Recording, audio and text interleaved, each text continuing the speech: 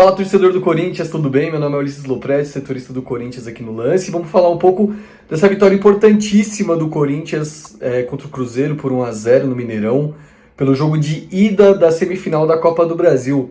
Cara, a gente falou tanto, né, nos últimos tempos, quem acompanha os vídeos aqui, que pegando as últimas rodadas do Brasileirão, havia uma preocupação de que Corinthians era esse que ia chegar na Copa do Brasil, se era possível manter a pegada dos jogos lá do começo da Copa do Brasil, ou contra o Palmeiras, contra o Atlético, que terminou em setembro, e um jogo no final da temporada.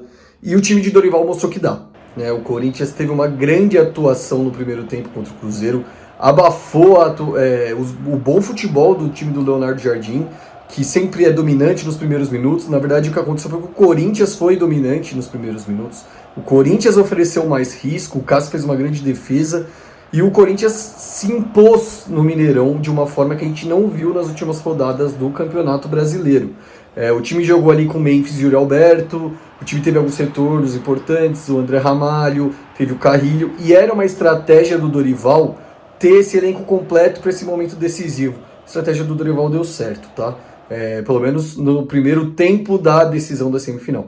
O Corinthians jogou muito bem e teve em alguns retornos peças fundamentais para essa vitória, né? Então eu acho que foi uma grande partida do Carrilho, dominou o meio de campo, fez um pouco parecido com o que ele jogou contra o Palmeiras no Allianz Parque, ditou o ritmo. O Corinthians foi muito bem no primeiro tempo, ainda mais no momento que ele estava melhor fisicamente, segundo ele abaixou um pouco a intensidade. E no ataque, né, assistência do Yuri Alberto e gol do Memphis.